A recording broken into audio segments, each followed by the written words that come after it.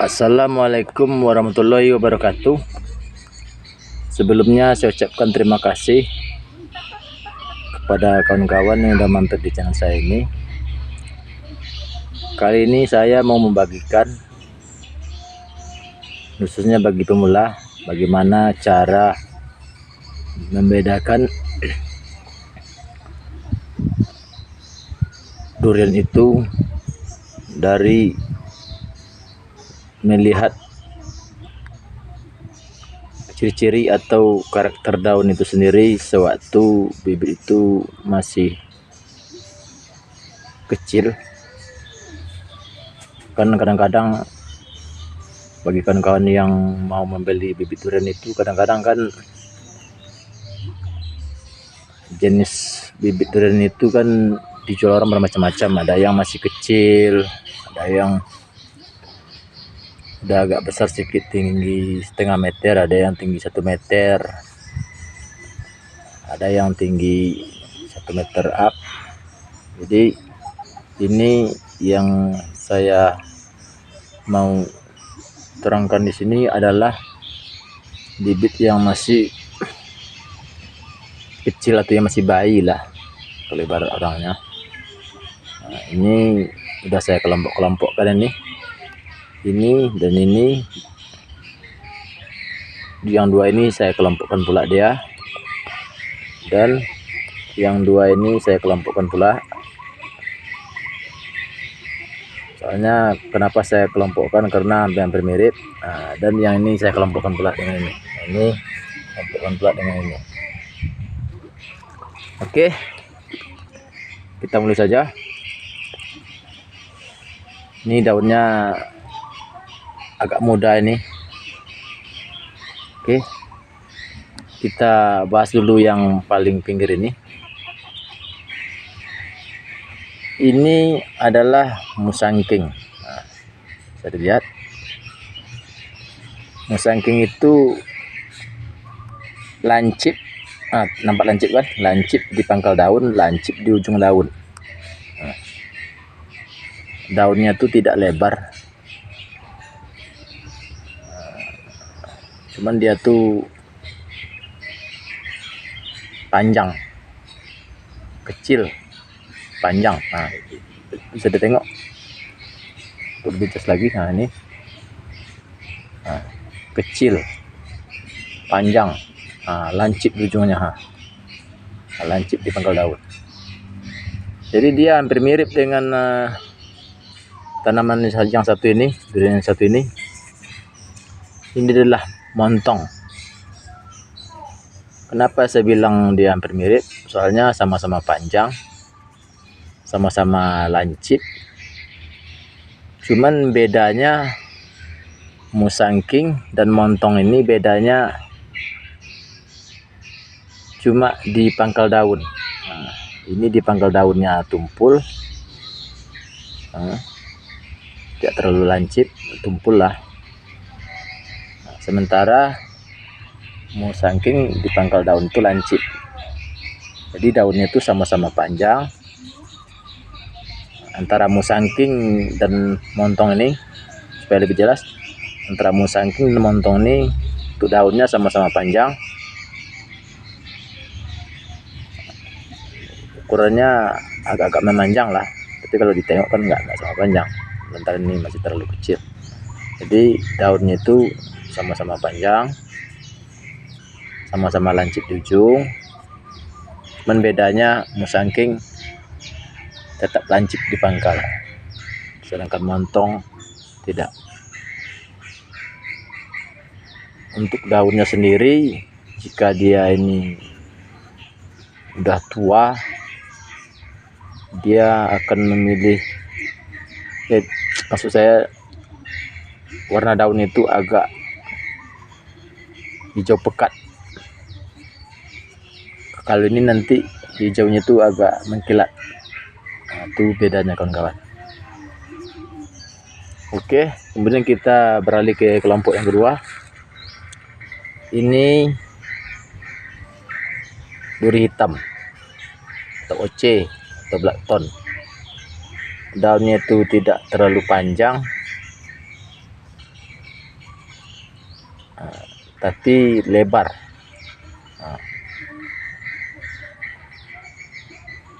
Dan daunnya itu agak pendeknya tapi lebar. Bisa dilihat, lebar daripada montong nih, lebar. Cuman dia tidak memanjang kayak montong nih, lebar. Jadi nanti ini jika daunnya menua, warna daunnya itu tidak terlalu hijau pekat, kayak hijau sedang aja dia kalau udah tua.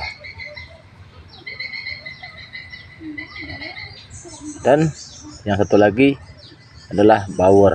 Nah, ini bower opal, agak lebar juga sedikit, cuman dia lebih kecil dari duri hitam. Bentuk daunnya pun hampir sama, cuman duri hitam agak lebar, agak besar, sementara ini kecil. Dan untuk warna daunnya ini pun jika udah tua dia lebih hijau pekat kayak montong ini. Oke teman-teman, udah bisa dipahami. Nah kemudian ini saya kelompokkan pula dengan ini. Oke kawan-kawan, mungkin kawan-kawan ini bingung ini kenapa seperti ini, tapi nanti setelah ini saya jelaskan. Yang saya mau bahas di sini daunnya aja dulu.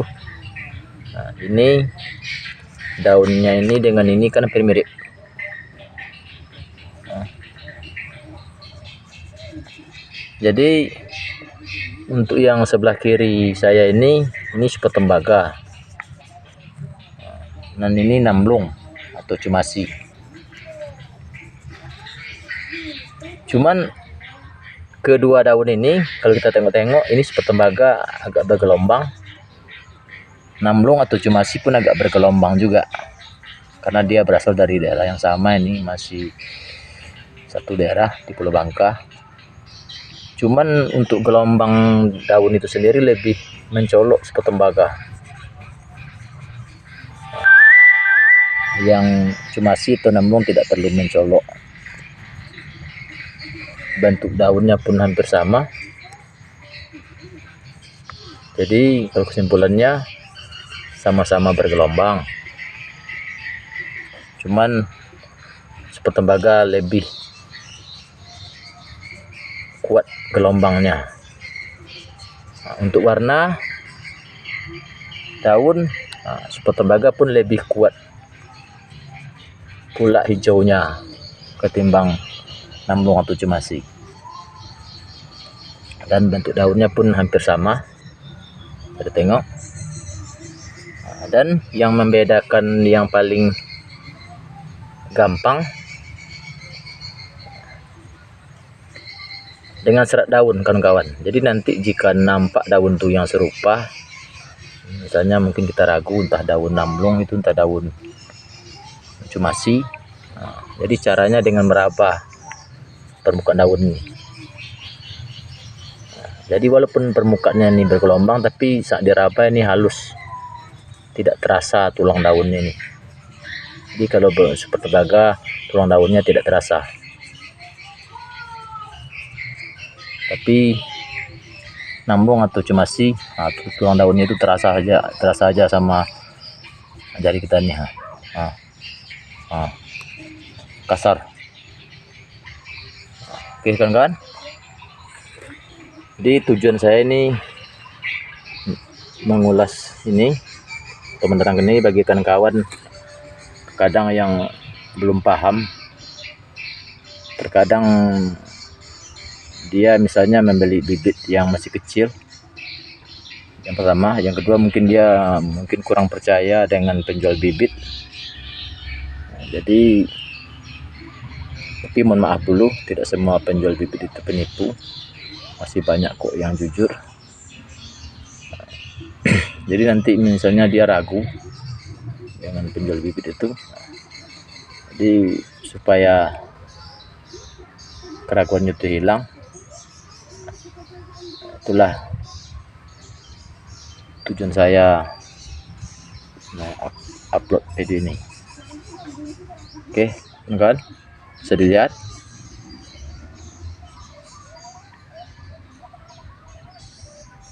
nih, sangking bermirip dengan montong, cuman perbedaannya sangking lancip di pangkal sementara montong tidak.